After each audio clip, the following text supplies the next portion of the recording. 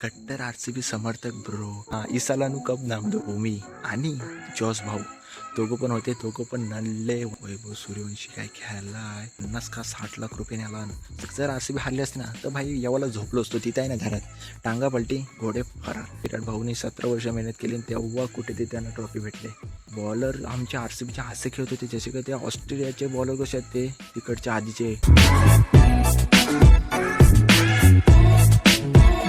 So hi guys, स्वागत आहे तुमचं आपल्या ब्रँड न्यू व्लॉगमध्ये. तर आत्ता वाजलेत 12, रात्रीचे 12 वाजलेत. हे बघा सगळीकडं निसता काय. आणि आत्ता 12 नाही 12 वाजून गेलेत. खरं तर वाजलेत 1 समथिंग वाजलेत. तुम्हाला चहा दाखवू पण शकत नाही. चला 12 धरा तुम्ही काहीतरी. तुम्हाला जो खोटं वाटेल एक बोललो तर. आवाज बिवाज कुठंच काही नाही. सगळ्या पण लाईटी बंद आहेत. यावरून तुम्ही समजून जा किती वाजले असतील ते. तर विषय असा आहे की आजचा व्लॉग आहे RCB वर्सेस GT फायनलची मॅच आहे. तर बोललो जरा आपली रिॲक्शन देऊया. मॅच वगैरे झाले आणि RCB जिंकले. कट्टर RCB समर्थक कट्टर RCB समर्थक ब्रो.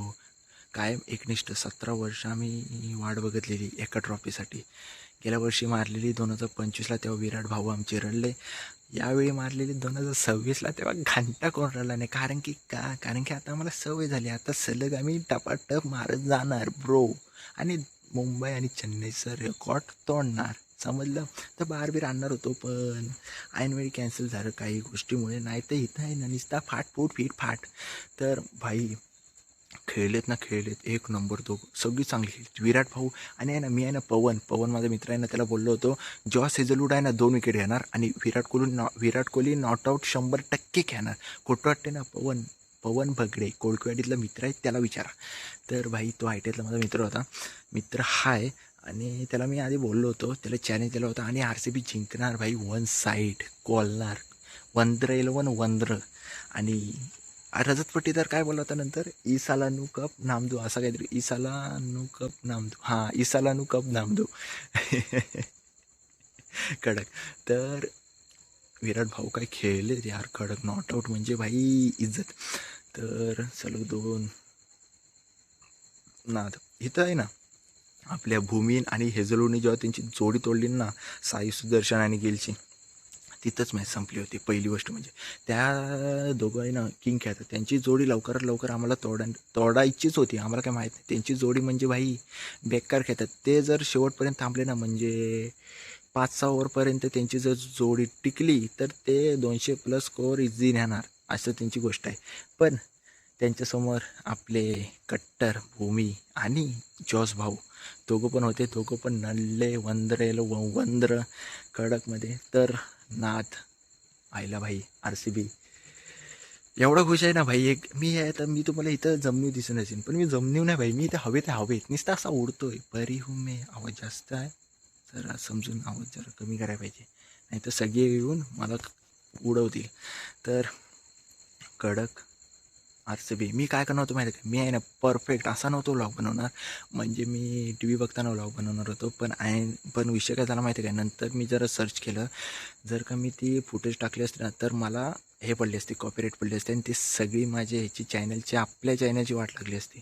तर बोलले एवढी रिस्क नको घ्यायला. कॉपीराईट वगैरे एकदा पडले आपल्या चॅनलला तर बोललो आपण असं बोलूनच पब्लिकला जरा आपल्यात गुंतूया. ओके एवढाच विषय आहे. तर कडक मॅच झाली. निनादला आता प्रो कबड्डीमध्ये सुद्धा पुणेरी पलटण मारल. आणि तो कोणतो वैभव कोण नाही. मला वाटला कोणतरी मम्मी वगैरे बाहेर आली आहे.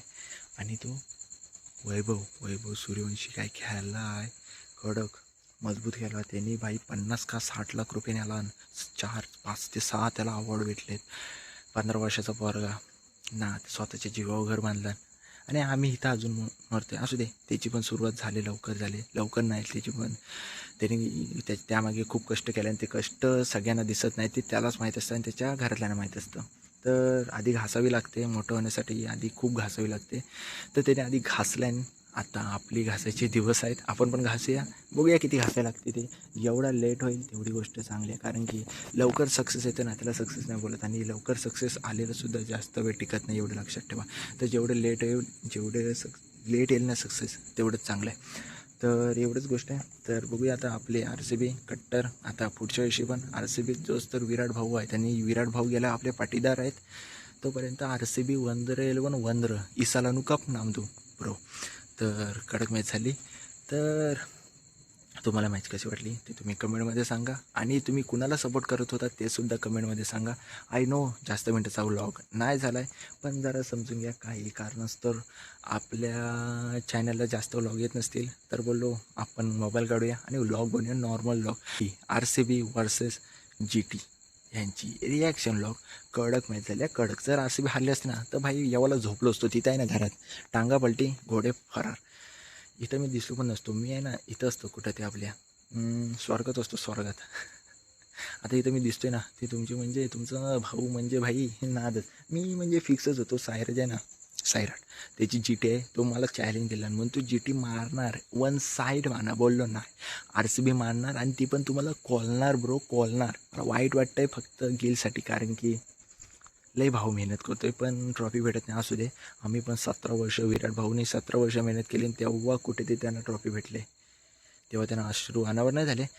पण कडक गिल पण लवकरच हां, पुढच्या वर्षी नाही, पुढच्या वर्षी आहे मारू, लवकरच फायनल मारेल आणि तो पण रडेल. कडक एवढाच विषय आहे. तर हाच हफ्ता आपला आजचा व्लॉग. जातो घरात. किती वाजले ते थांबा, 1:46 वाजलेत. नाही तर मम्मी जर बाहेर आली ना तर बाई उद्या मग माझ्या बाहेर पडेल. तर तुम्हाला RCB आणि GTचा नॉर्मल व्लॉग आहे हा, फायनलचा रिॲक्शन व्लॉग. आणि माझं मनात काय माहिती काय, पुढच्या वर्षी आहे ना आपण एकदा ज्या 60, 70, 80 ज्या आपण मॅच आहेत तेव्हा आपण एकदा तरी स्टेडियममध्ये जायचा. मी जाणार एकदा तरी भाई, काय पण होते तिने, कुणाची पण मॅच नाही, RCBचीच, कुणाची पण नाही, RCBचीच मॅच होती. आणि ती जेव्हा मुंबईत असेल ना, म्हणजे मुंबई वर्सेस RCB, तेव्हा बघायला जाणार. लिहून घ्या, कोऱ्या कागदावर लिहून घ्या, जाणार म्हणजे जाणार. तर मुंबई फायनल आली तर ठीक, मग डायरेक्ट फायनलच जावं, म्हणजे असं एकदम चुम्मा व्लॉग होईल, एवढा विषय. तर RCB वर्सेस GTचा व्लॉग कसा आवडला ते पण सांगा तुम्ही. आणि RCBची फिल्डिंग पण नाच झाली एकदम कडक.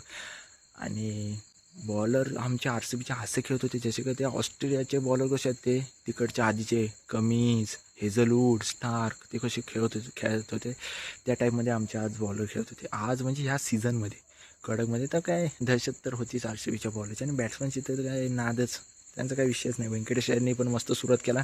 नंतर आपला विराट कोहलीने सुद्धा परफेक्ट, म्हणजे कसा पद्धतशीर गेम चालवली. चेसिंग मास्टर उगाचच बोलत नाही त्यांना. एवढं तिकडची लाईट झाचूक होती. चला लय झाला भाई, वाघ आला ना आपल्या गावात फिरते वाघ, तुम्हाला इथं खाली डिस्क्रिप्शनमध्ये लिंक देतो, ती बघा. आणि एवढंच होता आजचा व्लॉग, कमी मिनटाचा झाला माहीत आहे, पण जर का तुम्हाला व्लॉग आवडला असेल तर लाईक, कमेंट, शेअर, सबस्क्राईब सगळं करा. भेटूया आपण आता पुढच्याच व्लॉगमध्ये. पुढचा व्लॉग TRTचा येणार आहे. बाय बाय, पीस आउट, चुम्मा, काळजी घ्या. हाँ थोड़ा पापी मैं गाली देता काफी, पर जिंदगी में बढ़ने के लिए कभी न